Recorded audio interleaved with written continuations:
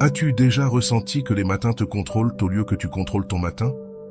Tu te réveilles, et avant même de t'en rendre compte, tu es déjà en train de vérifier ton téléphone, courant d'un côté à l'autre, et te sentant accablé, avant même que la journée ne commence vraiment. Mais que se passerait-il si tu pouvais commencer chaque matin avec une mentalité de fer, prêt à affronter n'importe quel défi avec calme et détermination? Les anciens stoïciens, des hommes comme Marc Aurèle, Sénèque et Épictète, savaient que la clé d'une vie épanouie ne résidait pas dans le contrôle du monde, mais dans le contrôle de leur propre esprit. C'est pourquoi ils avaient des rituels matinaux qui les préparaient à toute adversité, peu importe ce que le destin leur réservait. Dans cette vidéo, je vais te partager 10 pratiques stoïques que tu peux appliquer chaque matin pour renforcer ton esprit, éliminer les distractions et commencer ta journée avec un but. Mais il y a une leçon à la fin que la majorité ignore et qui peut faire toute la différence entre un jour comme les autres et un jour qui te rapproche vraiment de la meilleure version de toi-même. Reste jusqu'à la fin et découvre comment dominer ton esprit et ta journée avec la sagesse des stoïciens. Mais avant de commencer, je veux que tu prennes action immédiatement. Va dans la boîte de commentaires et écris « Aujourd'hui sera une grande journée ». Ce simple acte est le premier pas pour avoir une matinée spectaculaire et une grande journée. Maintenant, commençons. 1. Décide ce qui est sous ton contrôle et ce qui ne l'est pas. Chaque matin, avant de sortir dans le monde, arrête-toi un instant et pose-toi une question clé. Qu'est-ce qui est vraiment sous mon contrôle aujourd'hui? Cette simple réflexion peut faire la différence entre une journée de frustration et une journée où tu as un contrôle total sur ton esprit. Les stoïciens comprenaient que la plus grande source de souffrance humaine venait de vouloir contrôler ce qui est incontrôlable, la météo, le trafic, l'économie, l'opinion des autres, même les actions de ceux qui nous entourent. Si tu bases ton bonheur sur des choses extérieures, tu te condamnes à une vie d'anxiété et d'insatisfaction.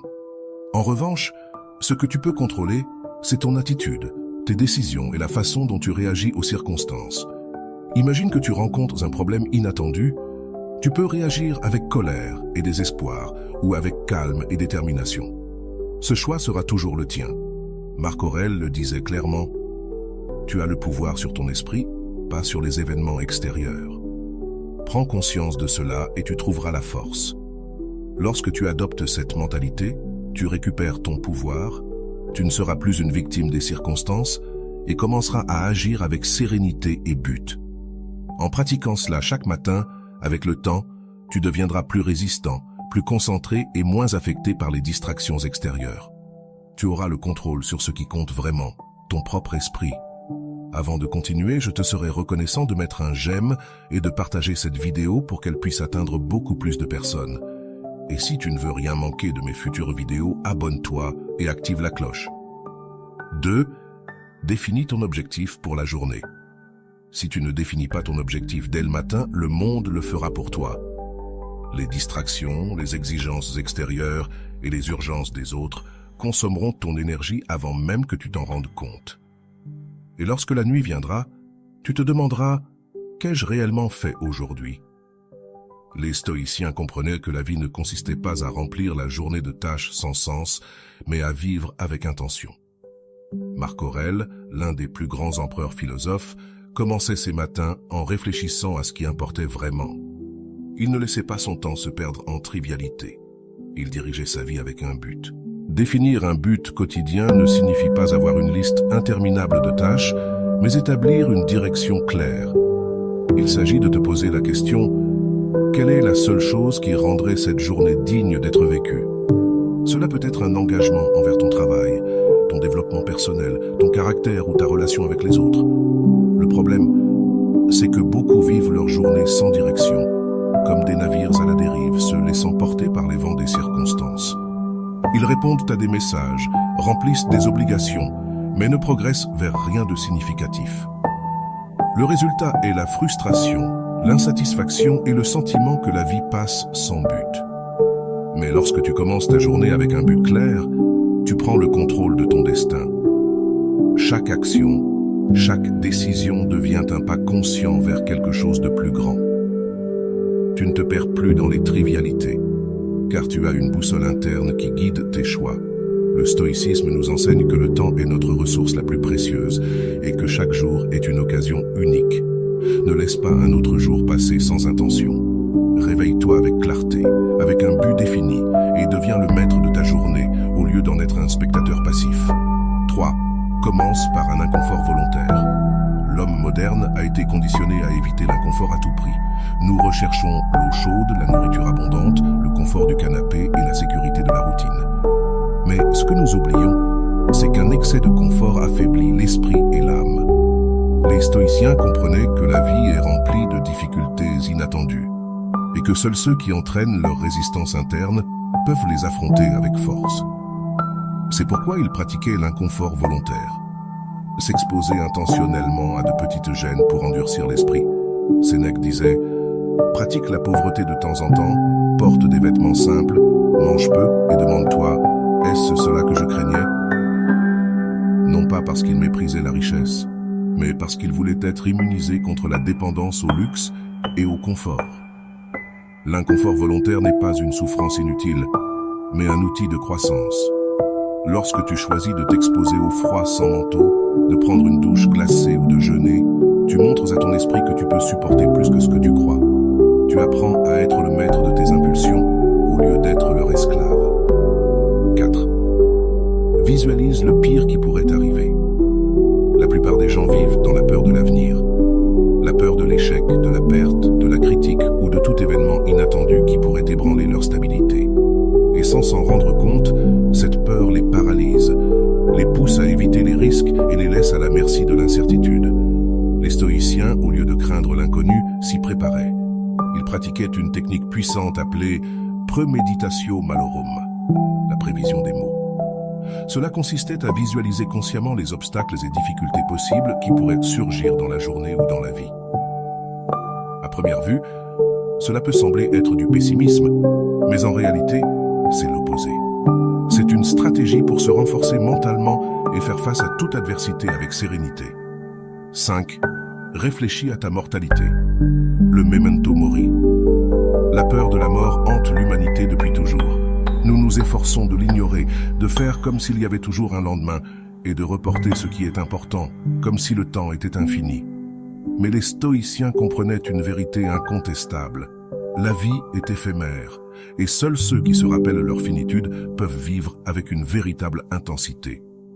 Le memento mori, se souvenir que tu vas mourir, n'est pas une phrase macabre ni pessimiste, c'est un appel à l'action, une invitation à ne pas gaspiller tes jours en préoccupations triviales, excuses et distractions sans sens. Marc Aurèle le disait clairement, tu vas mourir, et tu n'as pas cessé de repousser les choses. Mais le temps passe et la vie t'échappe. 6. Ne réagis pas immédiatement. L'impulsivité est un ennemi silencieux qui peut ruiner nos relations, nos décisions et, en fin de compte, notre paix intérieure. Dans un monde où tout semble arriver instantanément, il est crucial de prendre le temps de réfléchir avant d'agir. Réagir sans penser, c'est se laisser emporter par les émotions et agir sans conscience des conséquences. Cependant, les stoïciens enseignaient quelque chose d'essentiel. La véritable force réside dans la capacité à répondre calmement, non dans la réaction précipitée. Épictète, l'un des plus grands philosophes stoïciens, disait « Nous ne pouvons pas contrôler les événements qui nous arrivent, mais nous pouvons contrôler notre réponse face à eux. » Cet enseignement nous invite à reconnaître que les émotions, bien que puissantes, ne doivent pas dicter nos actions. Lorsque quelque chose nous dérange, nous ne devons pas agir sur le moment. Au lieu de cela, nous devons prendre un instant, respirer et observer ce que nous ressentons. L'autocontrôle ne signifie pas réprimer les émotions, mais les reconnaître et choisir comment agir avec raison et perspective, et non selon l'impulsion et la réactivité. Lorsque nous permettons à nos émotions de gouverner nos réponses, nous risquons de dire ou de faire des choses que nous regretterons plus tard. La colère, la peur, la frustration ou l'anxiété, si elles ne sont pas gérées, peuvent obscurcir notre jugement et déformer la réalité. En pratiquant la pause, nous donnons de l'espace à la réflexion. Ce petit instant entre le stimulus et la réponse est là où réside notre liberté. Au lieu de réagir avec colère face à une critique, nous pouvons l'analyser de manière objective. Plutôt que de céder à la panique face à une difficulté, nous pouvons trouver des solutions avec sérénité. Les stoïciens savaient que notre capacité à choisir comment répondre aux adversités définit notre paix intérieure. Ce n'est pas ce qui nous arrive qui nous définit, mais comment nous choisissons d'y répondre. En prenant un moment pour réfléchir, nous transformons chaque défi en une opportunité d'agir avec sagesse et maîtrise de soi. Réduire le besoin d'approbation. Nous vivons dans une société qui nous dit constamment que nous devons rechercher la validation extérieure. Les réseaux sociaux nous récompensent avec des likes, les gens nous jugent en fonction de nos décisions et notre estime de soi est affectée par les opinions des autres. Cependant, les stoïciens enseignaient une vérité puissante. La véritable paix intérieure vient de l'indépendance vis-à-vis de l'approbation des autres. Sénèque, l'un des plus grands philosophes stoïciens, nous avertissait contre le piège de la validation extérieure. Il disait « Ne cherche pas l'admiration des autres. L'éloge des hommes est toujours incertain, toujours superficiel. » Cet enseignement nous rappelle que, bien que nous cherchions l'approbation des autres, elle sera toujours volatile et subjective. Ce qui est apprécié aujourd'hui peut être critiqué demain, et ce que vous considérez comme précieux peut ne pas l'être pour les autres. Lorsque nous vivons à la recherche de validation extérieure, nous devenons esclaves des attentes des autres. Nous nous écartons de nos principes, adaptons notre personnalité et nos décisions pour correspondre à ce que les autres attendent de nous. Cela nous vole notre authenticité et notre liberté. Les stoïciens nous ont appris que la véritable liberté réside dans le fait de faire ce qui est juste selon nos propres principes, indépendamment de ce que les autres pensent. Il est fondamental de comprendre que nous n'avons pas de contrôle sur ce que les autres pensent ou disent. Ce sur quoi nous avons réellement le contrôle, c'est notre propre conduite et nos valeurs. Si nous agissons selon ce que nous croyons être juste, sans laisser les opinions extérieures nous détourner, nous pouvons avancer avec confiance dans notre propre direction. L'approbation des autres est éphémère, mais lorsque nous sommes alignés avec nos principes, nous trouvons une satisfaction durable. Vivre pour plaire à tous est un fardeau insupportable. Vivre avec intégrité et être fidèle à soi-même est la véritable libération. Écrire dans un journal stoïcien. L'acte d'écrire est un puissant outil de réflexion et de connaissance de soi. Les stoïciens comprenaient que l'esprit, tout comme le corps, a besoin d'entraînement et de discipline. Écrire dans un journal n'est pas seulement un acte d'enregistrement de pensée, mais une pratique de clarté mentale et d'auto-examen. Marc Aurèle, l'empereur philosophe, est l'un des exemples les plus connus de la manière dont cette pratique peut être un chemin vers la paix intérieure et la croissance personnelle. Dans ses méditations, Marc Aurèle écrivait chaque jour, non dans l'intention que d'autres le lisent, mais comme un moyen d'organiser ses pensées et de maintenir son esprit concentré sur ce qui importait vraiment. Ce n'était pas simplement un enregistrement des événements, mais un outil de réflexion profonde sur ses vertus, ses défis et son but. Pour lui, le journal était un espace où la raison et la réflexion pouvaient l'emporter sur le chaos et les émotions du quotidien. Le processus d'écriture permet de prendre du recul par rapport aux émotions et aux pensées impulsives. Il nous donne l'espace nécessaire pour organiser nos idées, identifier ce qui nous affecte et clarifier nos intentions. C'est un acte de maîtrise de soi. Au lieu de réagir impulsivement aux événements, nous faisons un pas en arrière et les observons avec perspective. Commencer la journée avec gratitude. Dans la vie, nous avons souvent tendance à nous concentrer sur ce qui nous manque. Nous voulons plus de succès, plus d'argent, plus de reconnaissance, plus de confort.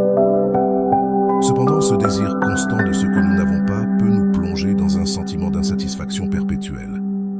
Les stoïciens, en revanche, enseignaient que la clé d'une vie pleine ne réside pas dans la recherche incessante de plus, mais dans l'apprentissage à valoriser profondément ce que nous possédons déjà.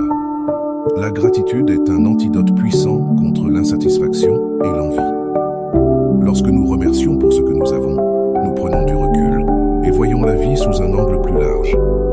Tout ce que nous possédons aujourd'hui, que ce soit notre santé, notre famille, notre liberté ou même nos opportunités, sont des choses que nous avons un jour désirées ardemment. Au lieu de nous concentrer sur ce que nous n'avons pas encore atteint, nous pouvons reconnaître que de nombreuses aspirations passées sont déjà réalisées. Sénèque disait avec clarté « Ce n'est pas l'homme qui a peu, mais celui qui désire plus qui est pauvre ». Cet enseignement souligne que la pauvreté n'est pas seulement une question matérielle, mais un état d'esprit. La véritable abondance se trouve dans la reconnaissance et l'appréciation de ce que nous avons déjà. Si nous prenons un moment chaque jour pour rappeler et remercier ce que nous avons, nous transformons notre perspective de la vie. Les stoïciens ne niaient pas les défis ou les difficultés, mais choisissaient de les voir comme des opportunités d'apprendre et de grandir. La gratitude, donc, n'est pas une évasion de la réalité, mais un outil pour nous maintenir ancrés dans le présent. Elle nous aide à vivre avec un esprit plus calme et un cœur plus rempli. Ne pas se plaindre dans la première heure du jour. Le premier moment au réveil a un impact profond sur la manière dont nous vivons le reste de la journée. Si nous commençons avec des pensées négatives, des critiques ou des plaintes, notre esprit s'accorde sur une vibration d'insatisfaction, ce qui peut nous entraîner tout au long de la journée. Cependant, les stoïciens comprenaient que le contrôle de notre esprit dès le matin est essentiel pour maintenir une vie de paix et de vertu. Le premier pensant qui surgit au réveil définit le reste de la journée. Disait-on que lorsqu'on se plaint ou qu'on aborde la vie avec une attitude négative dès le début, on se conditionne à voir tout comme un problème. On se concentre sur ce qui ne va pas, ce qu'on n'aime pas, ce qui nous dérange. Cette attitude non seulement consomme de l'énergie émotionnelle, mais nous laisse piéger dans une mentalité de victime. Au lieu de nous concentrer sur ce que nous pouvons contrôler ou changer, nous nous livrons au chaos de la frustration. Les stoïciens, au contraire, adoptaient une mentalité de résilience et d'acceptation.